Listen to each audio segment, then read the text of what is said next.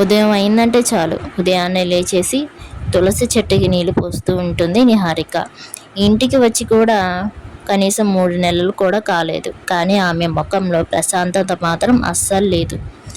పక్కన ఉండే వాళ్ళకి కూడా అర్థం కావట్లేదు. అక్కడ చూస్తే అనుమానంగా ఉన్నారు. తోడికోడలు వసుంధర విషయంలో వసుంధర ఈ ఇంటి 5 ఏళ్లుగా ఉంది. అందరికీ ఇష్టమైన కోడలు. మాట్లాడే తీరు, పనిచేసే తీరు, ఇంట్లో అందరినీ చూసుకునే విధానం అన్నీ పరిపూర్ణంగా కనిపించేవి. కానీ నిహారిక మాత్రం ఆమె ప్రవర్తనలో ఏదో విచిత్రమైన మౌనం కనిపించేది. ఒకరోజు ఉదయం వంటింట్లో వంట చేస్తూ ఉండగా వసుంధర ఒక్కసారిగా దగ్గరకు వచ్చి, నిహారిక, ఈ ఇంట్లో ఎవరిని మాటైనా విను, కానీ ఎవరిని పూర్తిగా నమ్మకు అంది. ఆ మాట వినగానే నిహారిక ఆశ్చర్యపోయింది. అంటే దాని అర్థం ఏమిటి అని అడగపోతే వసుంధర చిన్న నవ్వి వెళ్ళిపోయింది.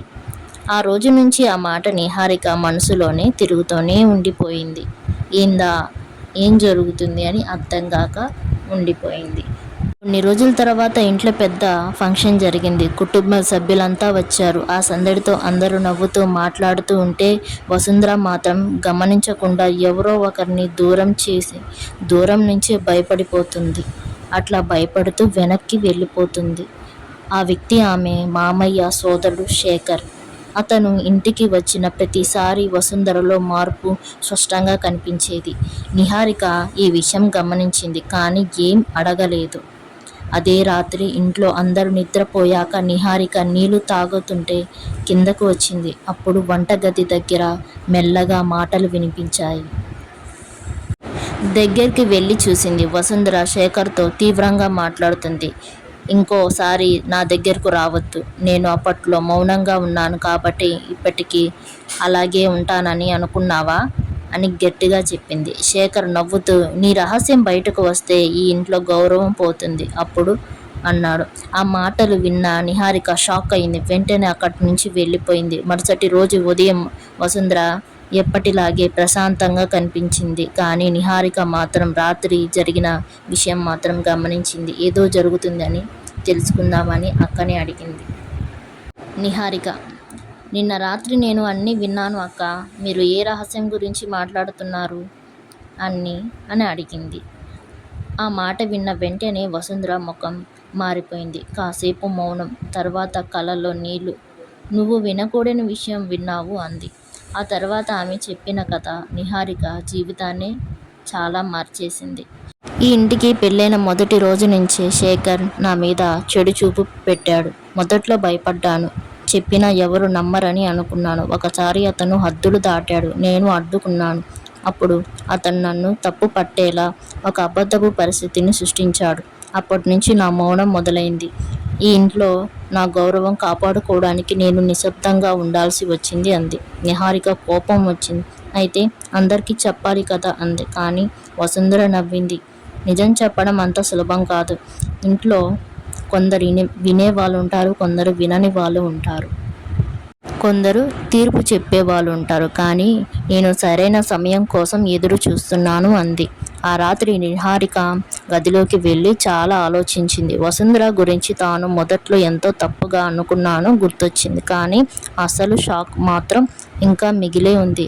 ఎందుకంటే అదే సమయంలో ఆమె భర్త ఫోన్లో మాట్లాడుతున్న మాటలు వినిపించాయి.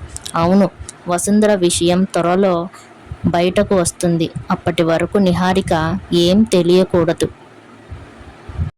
ఆ మాటలు విన్న నిహారిక ఒక్కసారిగా గుండె ఆగినట్లు అయ్యింది. అంటే ఈ ఇంట్లో ఇంకా పెద్ద రహస్యం ఉందా? మరి ఆమె భర్త కూడా అందులో ఒక భాగమా? అసలు వసుంధర ఏం ప్లాన్ చేస్తుంది? నిహారికకి మాత్రం రాత్రి నిద్ర పట్టలేదు. భర్త ఫోన్లో చెప్పిన మాటలు చెవులోనే మారుమోగుతున్నాయి.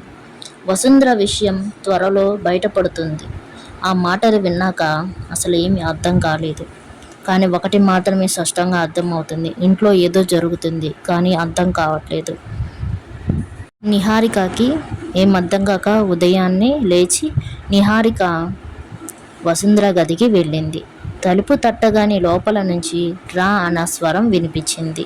లోపలికి వెళ్ళి చూసేసరికి వసుంధర సూట్ కేసు సర్దుతుంది. ఆ దృశ్యం చూసి నిహారిక ఒక్కసారిగా ఆగిపోయింది. ఎక్కడికి వెళ్తున్నావు అక్క అని అడిగింది. వసుంధర ఒక్కసారిగా నవ్వింది. కానీ ఆ నవ్వులో చాలా బాధ కనిపిస్తుంది. కానీ నిజాలు బయటకు రావాలంటే కొంతమంది వెళ్ళిపోవాలి అంది. ఆ మాట నిహారిక మరింత గందరగోళం అయిపోయింది. అసలేందక్క, ఏం జరుగుతుంది అని అడిగింది. వసుంధర సూట్ కేసు మూసేసి ఆమె వైపు తిరిగి చూసింది. ఈ ఇంట్లో ఎవరి మొహం బయటికి రావాలో ఈరోజే తెలుస్తుంది. మధ్యాహ్నానికి ఇంట్లో అందరూ హాల్లో కూర్చున్నారు. వసుంధర స్వయంగా అందరినీ పిలిచింది.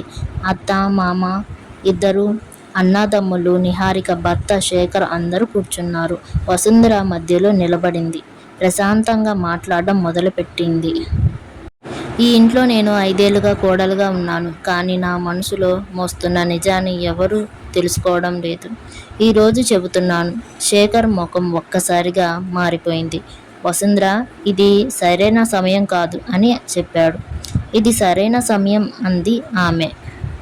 అప్పుడు వసుంధర అందరి ముందు ఒక వీడియో ప్లే చేసింది. అందులో శేఖర్ మరో వ్యక్తితో మాట్లాడుతున్నాడు. వసుంధర మీద నింద వేసి ఆమెను ఇంటి నుంచి బయటికి పంపించాలి. అప్పుడు ఆ ఆస్తి మీద నా ప్లాన్ సక్సెస్ అవుతుంది అని చెప్పాడు. హాల్లో ఒక్కసారిగా అందరూ నిశ్శబ్దం అయిపోయారు. మామయ్య కుర్చీ నుంచి లేచి వెళ్ళిపోయాడు. అత్తగారు షాకుతో నోటి మీద చెయ్యి వేసుకున్నాడు. ఇది నిజమా అని నిహారిక భర్త అడిగాడు. శేఖర్ కోపంగా లేచి ఇదంతా ఫేక్ అని అరిచాడు. అప్పుడు వసుంధర మరో రికార్డుని ప్లే చేసింది. ఈసారి అందులో అతను ఆమెను బెదిరిస్తున్న మాటలు స్పష్టంగా వినిపించాయి. ఇంకా ఎవరూ మాట్లాడలేకపోయారు. నిహారిక గుండె బరువెక్కింది.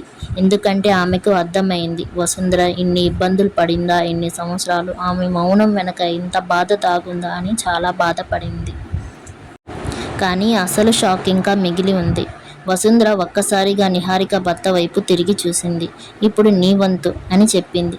అందరూ ఆశ్చర్యంగా చూశారు. నిహారిక భర్త నెమ్మదిగా ముందుకు వచ్చాడు. నేను కూడా ఈ ప్లాన్లో ఉన్నట్లు కనిపించాను. కానీ నిజానికి నేను వసుంధరకి సహాయం చేశాను. శేఖర్ని పట్టుకోవడానికి మేమిద్దరం కలిసి నాటకం చేశాము. నిహారిక కళ్ళల్లో నీళ్లు తిరిగాయి. అంటే అతను చెప్పిన ఫోన్ కాల్ కూడా ఈ ప్లాన్లో భాగమేనా? నిహారిక ఏం తెలియకూడదు అన్న మాట నిజమా?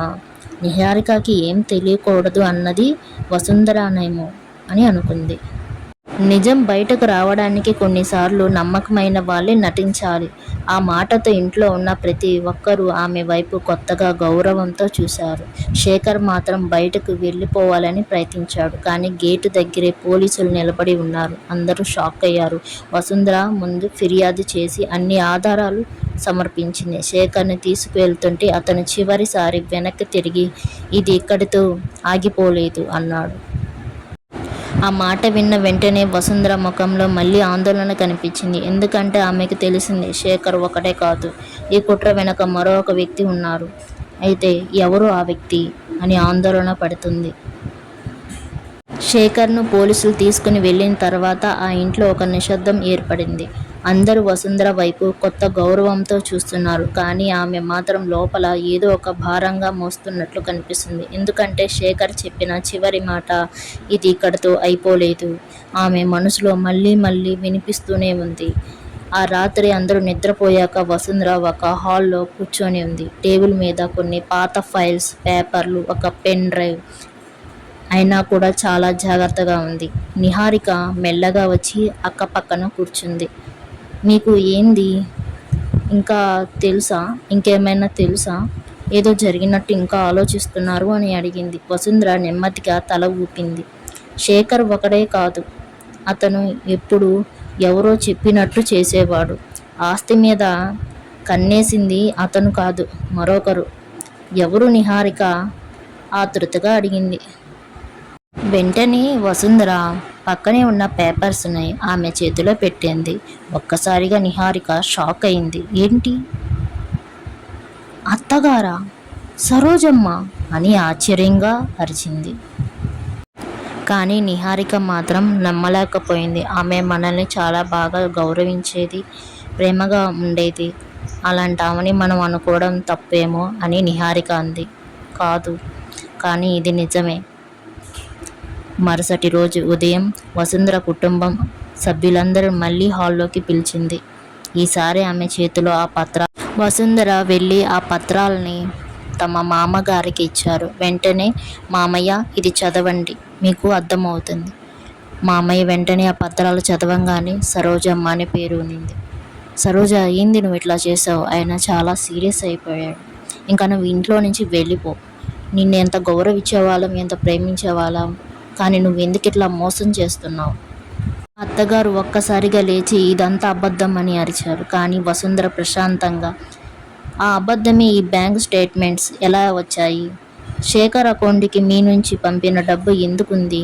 ఇంట్లో నిశ్శబ్దం. కొన్ని క్షణాలు తర్వాత సరోజమ్మ కూర్చొని ఆలోచిస్తుంది. ఏం చెప్పాలో అర్థం కాక, అవును, ఇదంతా నిజమే, నేనే చేశాను అని గట్టిగా చెప్పింది. ఇది విన్న అందరూ షాక్ అయ్యారు.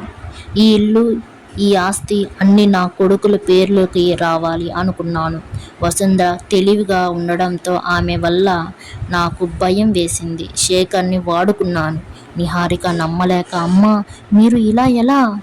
సరోజమ్మ ఏడుస్తూ, మనిషిని ఏ స్థాయికైనా తీసుకెళ్తుంది నేను ఉదాహరణ. మామయ్య తీవ్రంగా స్పందించాడు. ఈ ఇంటి గౌరవం కోసం నేను ఇంతకాలం గౌరవించాం, కానీ నువ్వు కుటుంబాన్ని మోసం చేశావు.